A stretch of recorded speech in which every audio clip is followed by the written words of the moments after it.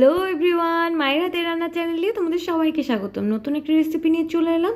সেটা হলো গলদা চিংড়ি দিয়ে কচুলতা ভুনা। এর জন্য লাগছে গলদা চিংড়ি, মা খানিকটা বেটেও নিয়েছে, লাগছে পেঁয়াজ, রসুন, কাঁচামরিচ, ধনিয়া পাতা, আর লাগছে গুঁড়ো মশলা।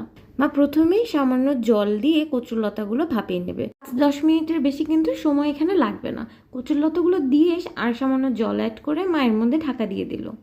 এরপরে চিংড়িটা ম্যারিনেট করে নেবে লবণ, হলুদ আর সামান্য সর্ষের তেল দিয়ে। বা চিংড়ি মাছ কিছুটা বেটে রেখেছে আর কিছু আস্ত রেখেছে। দেখো এর মধ্যে কচুটা ভেপে গেছে।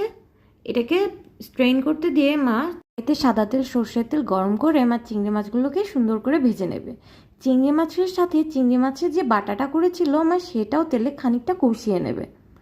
সব কিছু ভাজি হয়ে গেলে মা তেল থেকে তুলে নিচ্ছে। এরপর এই তেলে শুকনো মরিচ, তেজপাতা ফোড়ন দিয়ে, তাতে কালিজিরার ফোড়ন দিয়ে খুব সুন্দর গন্ধ বের হলে তাতে রসুন, পেঁয়াজ দিয়ে খুব সুন্দর করে ভেজে তার মধ্যে আদা দিয়ে দিল। তারপর সামান্য জল দিয়ে দিল যাতে মশলা না পড়ে। 1 চামচ হলুদ, মরিচ, 1 চামচ ধনিয়া গুঁড়ো দিয়ে সুন্দর করে কষিয়ে এর মধ্যে মা কচুরলতাগুলো অ্যাড করে বেশ কিছুক্ষণ ভুনে নেবে।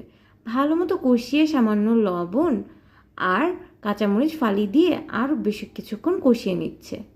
এরপর সামান্য জিরা গুঁড়া অ্যাড করে এর মধ্যে চিংড়ি বাটাটা অ্যাড করে দিল। আরও বেশ কিছুক্ষণ নাড়াচাড়া করে চিংড়ি মাছগুলোও দিয়ে দিল। এরপর এর মধ্যে গরম জল অ্যাড করে দিচ্ছি। খুব সামান্য জল মা ব্যবহার করেছে, কারণ সবই সেদ্ধ।